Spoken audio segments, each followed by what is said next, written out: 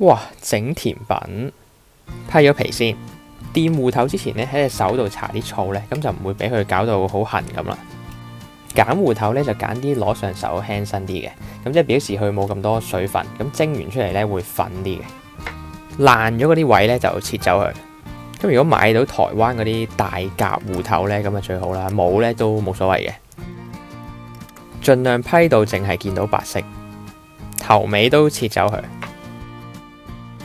批好晒皮，切好晒啲嘢咧，咁就拎去洗乾淨個芋頭。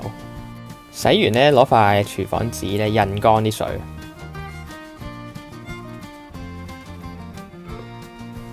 跟住切一片片，大概5毫米。你切完見到把刀上面咧越多白色汁咧，即係表示個芋頭越靚越粉啊，同埋越多嗰啲紫色點點咧，都代表個芋頭越靚嘅。大概咁厚度。跟住煲滾啲水，喺個蒸籠面咧放塊濕毛巾，咁跟住放啲芋頭上去，盡量唔好疊得咁犀利，咁樣溫度會平均啲嘅，同埋用蒸籠蒸咧蒸出嚟啲芋頭冇咁濕嘅。大火蒸20到30分鐘。咁你見到有啲黃黃地嗰啲咧，咁陣間會揀走佢唔要嘅。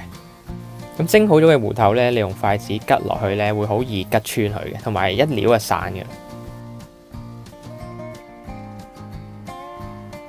你見到唔靚嗰啲，我揀走晒噶啦，跟住就趁熱將啲芋頭壓爛，就唔好等佢攤凍咗先，因為會好難壓嘅。咁你就用自己方法壓爛佢啦，用叉啊或者用任何工具都得嘅。咁但係我呢嚿嘢咧就型仔啲咧，同埋方便啲嘅。哇！你睇下，搣晒出嚟好療愈，刮乾淨啲唔好嘥。跟住咧就磅好芋泥同芋圓2份，芋泥嗰份咧就陣間先整。揾保鮮紙包好佢，將啲芋頭同木薯粉撈勻佢。木薯粉咧最好去啲印尼鋪度買，因為佢哋啲木薯粉咧整出嚟嘅芋圓會彈牙好多嘅。撈到你見到咧有啲濕濕地咧，你就可以將啲熱水倒落去啦。記住要用100度嘅滾水。倒完啲水落去之後咧，由佢喺度擺1分鐘度。你見到咧有水嗰啲地方咧，會好似黏黏地咁樣嘅，咁你就可以開始將佢撈成一嚿麵團啦。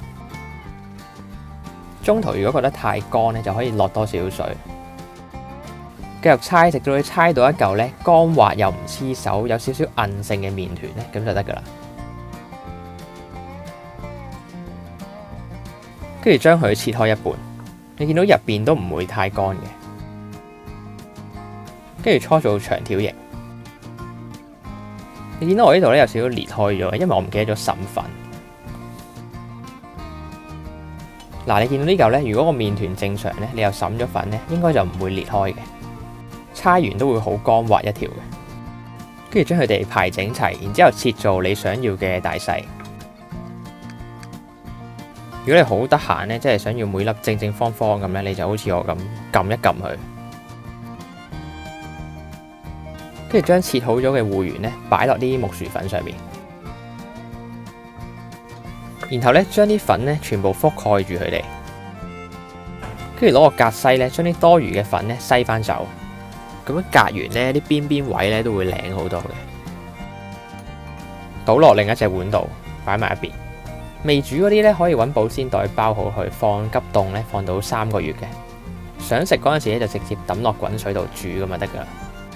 哇！跟住終於煮得，煲滾啲水，同埋唔好一次過煮咁多。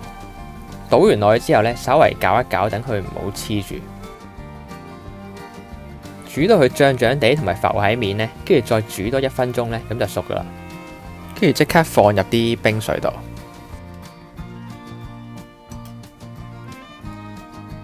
稍微浸10秒到咧，咁就可以撈翻上嚟噶啦。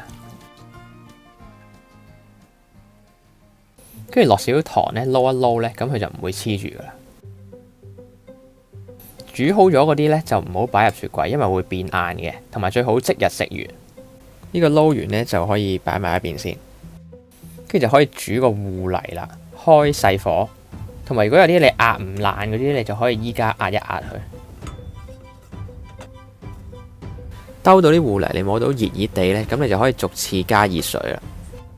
你用奶都得嘅，但係我試過用奶呢，我覺得冚咗啲芋頭味，同埋盡量用手撈，就唔好用嗰啲攪拌機打，因為用攪拌機打完出嚟呢會好黏嘅，就冇用手撈呢食落口咁綿啊。同埋逐少咁落水啦，撈勻咗先好落下一次，如果唔係會好難撈嘅。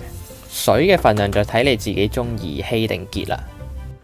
我自己就中意稀啲嘅，跟住就落埋啲三溫糖。咁我覺得落三溫糖呢會好食啲嘅，同埋幾甜就睇自己中意啦。咁記得試味，跟住煲滾佢溶咗啲糖咁就得噶啦。跟住最後落少少鹽。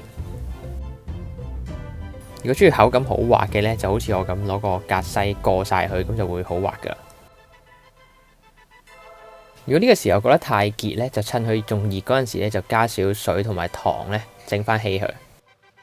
哇！終於食得芋泥呢，就熱食會香啲嘅。哇！你睇下隔完之後滑捋捋啊，跟住有啲頭先煮好咗嘅芋圓啦，咁你見到落咗糖呢，佢就唔會黐噶啦。傳統台灣嗰啲呢，就會配葱油嘅。但我覺得落牛油會好食啲，同埋有啲淡奶，跟住就扮下嘢整靚啲啦。擺幾粒芋圓喺底，跟住倒啲芋泥落去，